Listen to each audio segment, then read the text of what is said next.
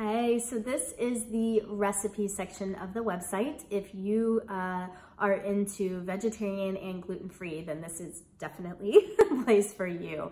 But honestly, even if you're not, even if you're just interested in maybe trying a little bit of things, vegetarian or vegan or gluten-free, I think you might find these recipes valuable too. I am a vegetarian and I eat gluten-free. I've been a vegetarian. I have not had any meat since I was 19, but I honestly feel like I've been a vegetarian since I was pretty much 3. My grandparents farmed, and I remember that they always had just huge passion, you know, for the animals on their farm. And we would, after every meal, we would gather up all of the scraps, we called them, all the leftover food, and we would take it out and we would feed it to the pigs. And I remember just as kids, it was like, yay, to go feed the scraps to the hogs is what we called it. And I loved doing that. And then, you know, one day I learned that the pigs don't stay on the farm forever, you know?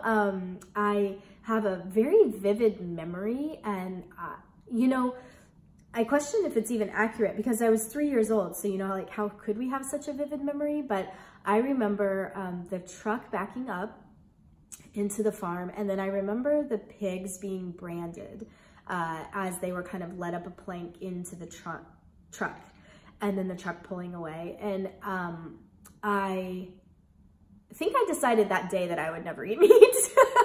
So I can imagine my parents were kind of like, okay, I don't know what to do with this, you know? So I was 3, and, you know, they obviously felt I needed to be eating it for the nutrition that comes with it. And so they would cut up 10 pieces of meat. And so my whole life, like into being a teenager, I remember I needed to eat 10 pieces at each meal. And, you know, sometimes I'd be there like an hour after everybody else has left the table, still trying to eat my pieces of meat, you know what I mean? But I don't fault them for that, because the reality is that, you know, farming and meat eating is something that's been a part of like humans for centuries. Cruelty within farming is a different story. And I think that I personally, at a very young age, knew that I didn't want to eat meat. But the reality is, you know, I honestly still struggle with guilt over the fact that I'm not completely vegan.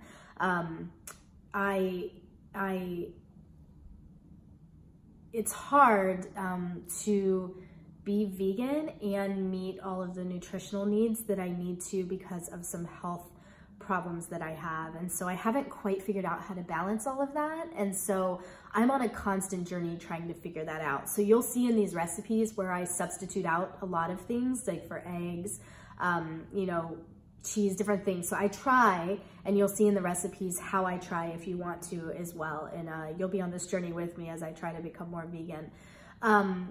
So I also make everything gluten-free, and that's kind of new. I've been doing that for about 1.5 years now.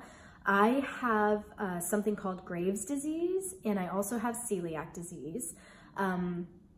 Both of those are something that I found an amazing functional integrative medicine doctor here in LA, and he actually kind of tells me what I can eat and what I can't. So I kind of follow his lead because I am a lot better. I feel so much better than I did, you know, 1 year ago. He's helped me a ton. So because I have celiac disease, you know, I do eat gluten-free, and I've found it's actually now I have a couple of ingredients that I substitute out for others. And so I feel like I can make most any recipe that I want, I can make it gluten-free. So, you know, I'm really excited to share everything I know with you. And if you're, you know, already vegetarian, gluten-free, or if you are interested in being vegetarian, vegan, or gluten-free, I mean, I would love to be on this journey